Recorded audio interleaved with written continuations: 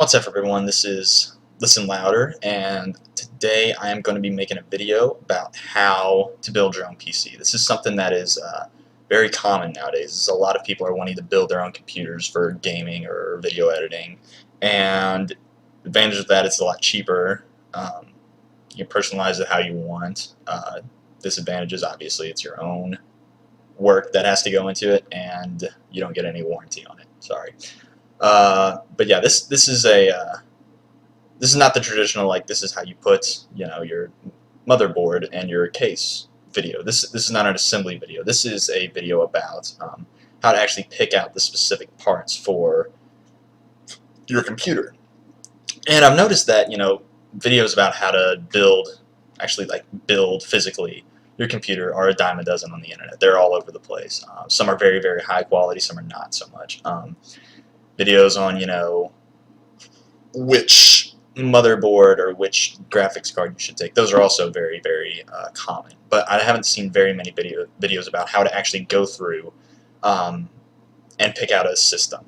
Like pick out which processor, which motherboard, which graphics card you want. And so that's what I'm doing today. I wanted this to be a very brief introductory guide for that. And hopefully you guys will find some of what I have to say interesting and helpful. So first of all, before you sit down and start going through looking at parts, I would highly, highly recommend that you start out by saying, what am I going to use this for, and how much am I willing to spend on it. Usually, if you're looking to build your own computer, it's going to be for either gaming or video editing. Sometimes, you're going to build a cheap one to use around the house. But chances are, if you're doing that, you already know what you're doing.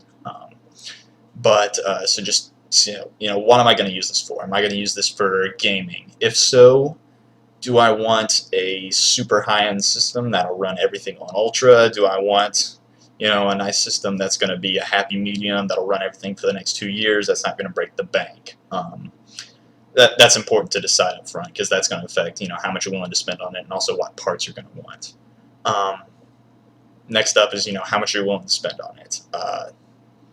If you have a deep checkbook and want to build the system that'll run everything on Ultra for the next 5 years, well, it's possible to do that. It's going to cost you a fortune, but that's usually not what most people are looking for. You're usually looking for, a system that's not going to be too terribly expensive, that you can use to game and enjoy it. I would say for a gaming PC, if you're looking for anything that'll run pretty much any game today and for the next 2 years on higher, better settings, somewhere in the neighborhood of $1,200 to $1,500 is a good place to set your budget. That's probably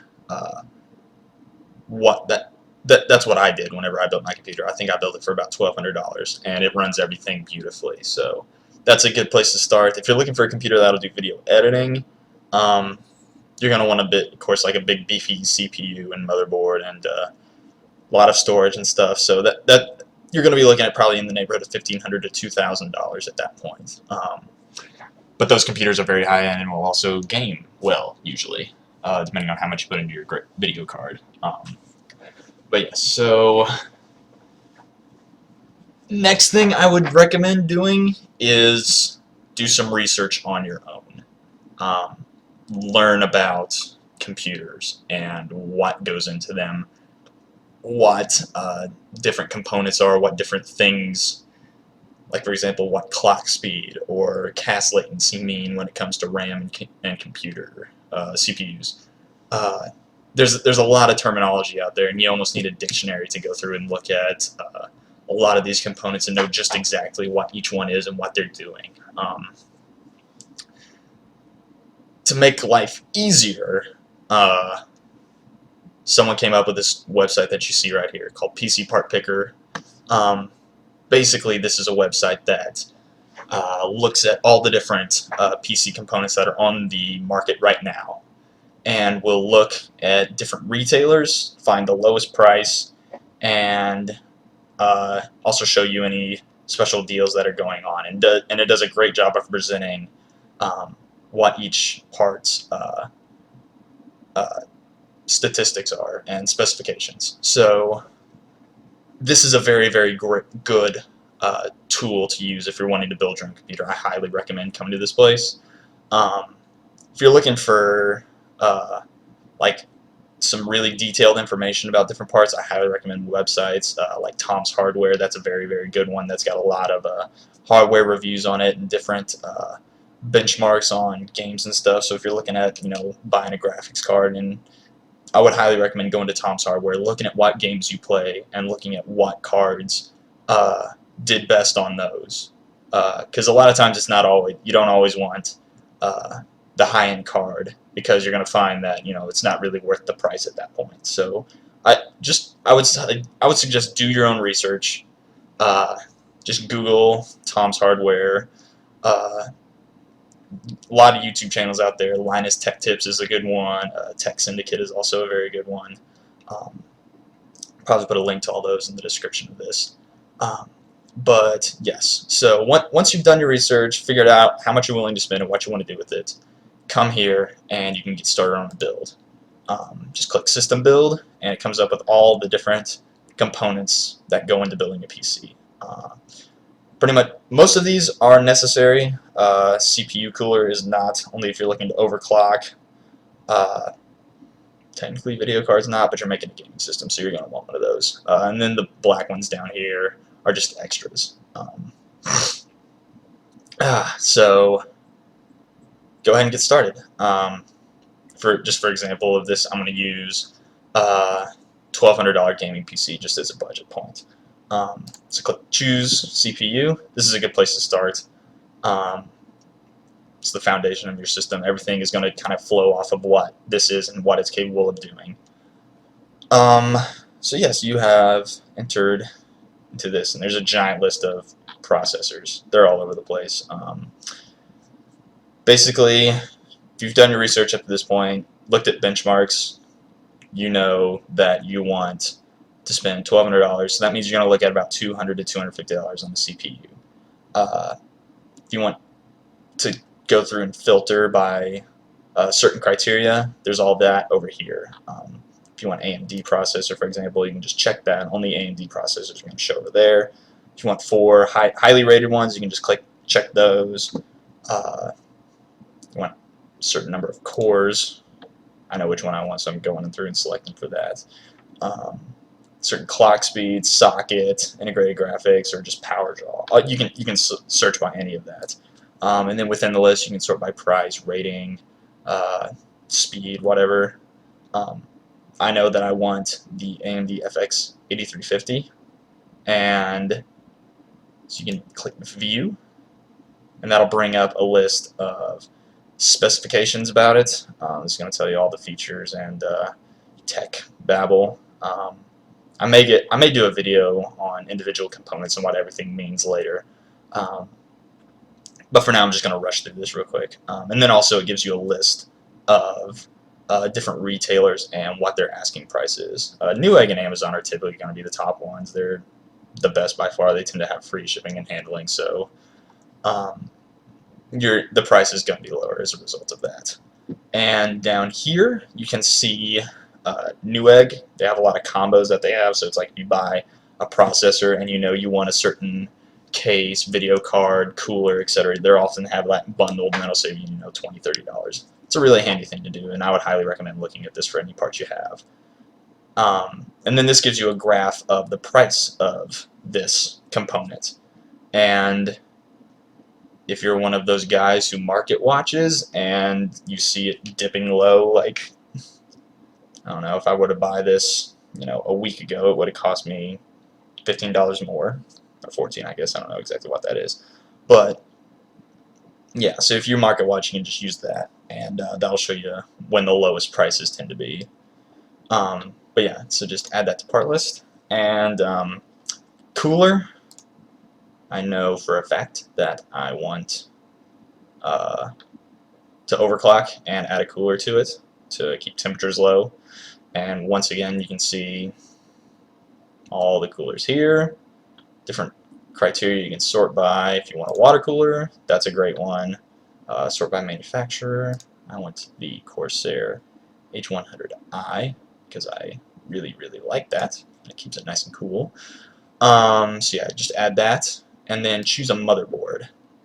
This is one of the more confusing lists, but PC Part Picker has what's called compatibility filter, which just allows the website to filter out anything that it knows will conflict with your already selected components. So you're not going to see any Intel motherboards on here. Anything that has and your CPU has a certain socket, and anything that has that socket is going to be selected on here, and everything else that it knows it won't fit on is just out. Form factor is basically the size of the motherboard. ATX is generally what you're looking at, unless you want a really, really small computer that you either want to be portable or just want a smaller computer. I would highly recommend going with ATX on a first or second build, just because they're very easy to work with, and micro ATXs, the parts are a lot harder to find, and also everything gets very, very cramped inside that case, and so putting it together can be a bit of a exercise in flexibility of your fingers. But starting out with ATX, you can see here you have combos. Once again, all Newegg combos, and if you see one that's lit up like this, or I guess not grayed out, if you see one that's not grayed out like this, that means it is a combo for a part you already have. And as coincidence would have it, this is the one I'm looking for. You can just click that. This little box will pop out, and it'll tell you different components that are comboed, their prices, and how much you save by bundling them. And this is the one I want, so I'm going to click and add that. Memory, your RAM, not to be confused with your storage. Once again, just do your research. You're going to find a lot of different reviews on these. Speed, I would highly recommend getting anything that is 1600 and faster.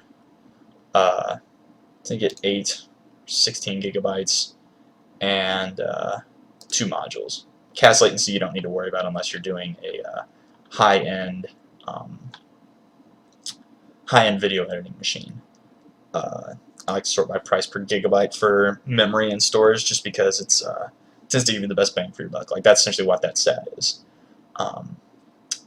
And looking for the G.Skill Ripjaw X series. This is a good one, fairly highly rated. Email, lovely. And 16 gigabytes, 8 gigabyte version of that.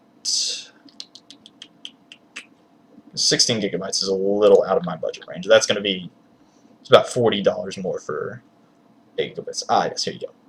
Yeah, 177 ratings at 4.5 stars. Sounds like everyone likes this. That's a useful tool to look at, by the way. If you see something that's got a lot of ratings and a very high rating, that's a sign that it's very reliable and people are very, very happy with the performance and value they got from it. That's a great benchmark to go by. In addition to everything else. Storage, for this particular build, I don't think I have room in the budget for a solid-state drive. If you wanted one, you could just, by typing, just sort solid-state drive. You can find, well, I'll just add one just for the heck of it, and I can take it back out later.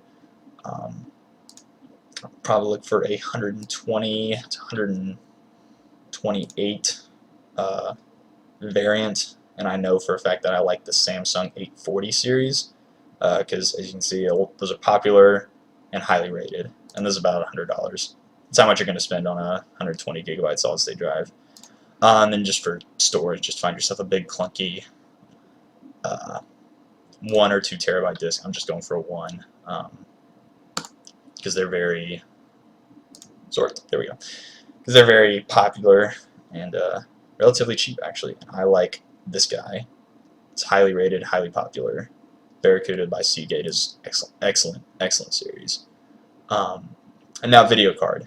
You can see I've got about $550 left in budget room, and video card is going to be the meat of your system if you're building a gaming system.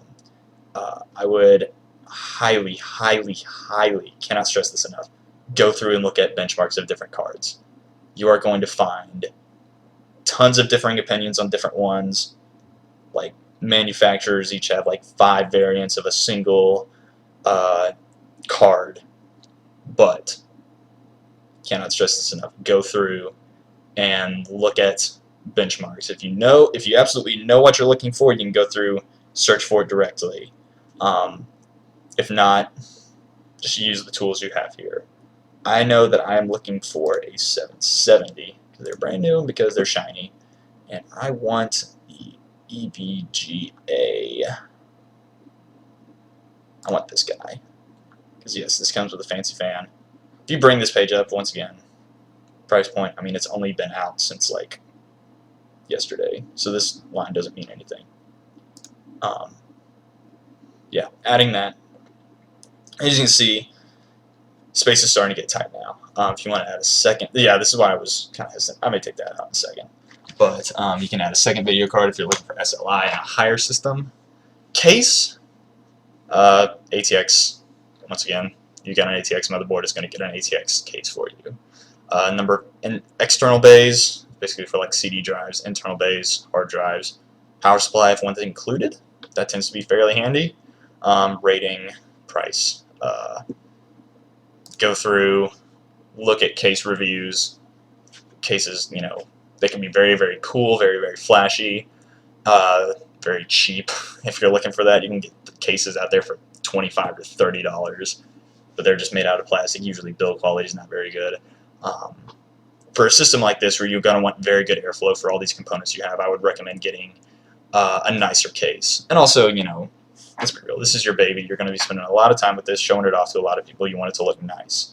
And shameless plug here, my personal favorite is the NZXT Phantom 410. It's a mid-tower, so it's not huge. And then look at the white variant. Yeah, this guy's beautiful. I love this case. It's actually fairly cheap. Yeah, prices actually dropped $15 or so. Power supply. So for power supply, there's a real quick handy tool up here. This will tell you your estimated wattage, and you're going to want to cover that by about another 10%. Most power supplies, as a rule, if it says it's a 750 watt power supply, you can count on that running at about 675 watts. That's just what it'll peak at. It will run over that, but that's when it starts to get dangerous and shorten the life of the power supply. So it's always better to just cover it by a fairly heavy blanket. With a video card like this and processor I'm looking to overclock, I would absolutely want to go 650 or more. In fact, I would probably go as high as 750 on this guy. So yeah, once again, manufacturer, wattage. This is the tool I use to sort by. And type. There's a lot of different types in there. You can just leave that.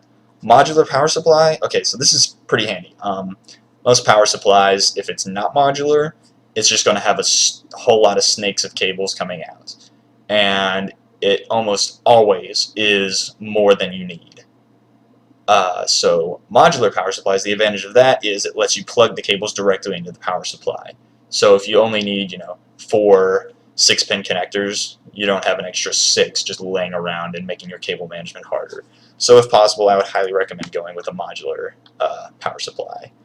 And check NZXT power supplies, see if they have any bundles on Newegg, and they do not. And this is a good one to go with. So certification, efficiency, 80 plus anything I would highly recommend. In fact, you should just get 80 plus certified. That just basically means it's going to be very reliable, not going to fail, and can take a lot. Obviously higher is better, but once you get to like higher levels, like you can see, it's pretty much the same power supply, except this one's $30 or $22 more expensive for, it says gold instead of bronze. So I would 80 plus anything is a good place to start. And I'm a little bit over budget here. I'll end up taking that solid state drive out, but optical drive, honestly, optical drive is a 2-step. Let me do this again real quick. Whoops. All right. Here's how you pick out your optical drive. Click choose, price, sort down, click add on the first one. Does not matter if you want a Blu-ray. Okay, I will acknowledge that. If you want a Blu-ray player, down here, check one of these. that'll let you do it. But I don't. I just want a little old thing to quickly install my OS on and then be done with it. And then operating system. It's all Windows, obviously.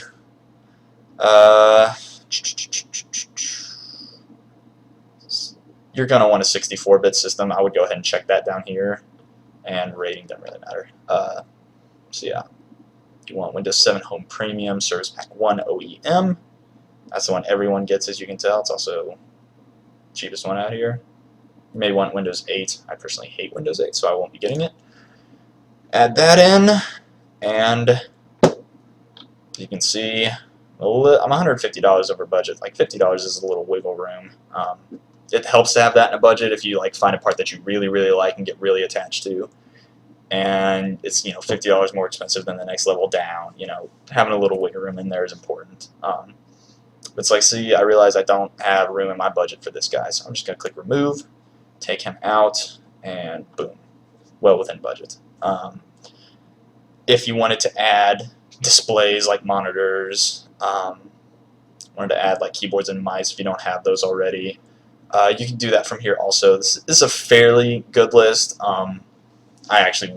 For displays, this is a good place to go, but for keyboards and mice, you can just go to whatever your preferred manufacturer is and check there. Down here, you're going to see a part list history. This is for your entire system.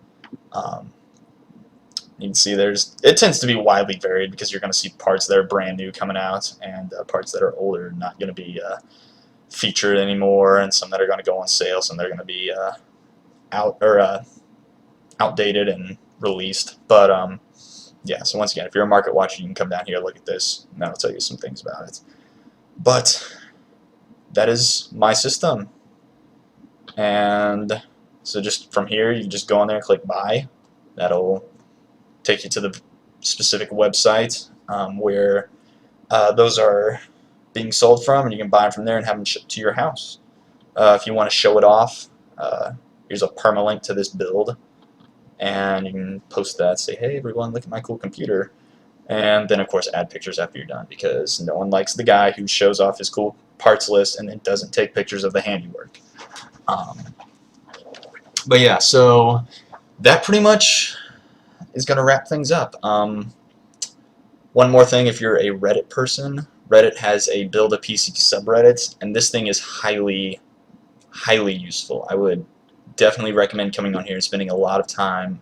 I have learned a ton from this website. This is just a lot of people coming on here. They'll post, problems just like, hey, yeah, like I don't know whether to go with a lower processor and a higher graphics card versus a higher processor and a lower graphics card.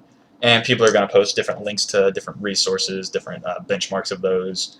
And it's really useful to going on there and learning about a lot of stuff. And there's a lot of like basic help questions on here. It's like, do I need to uninstall GPU drivers? I'm pretty sure the answer to this is no. It'll uninstall them automatically for you once it senses the new card. Don't quote me on that though.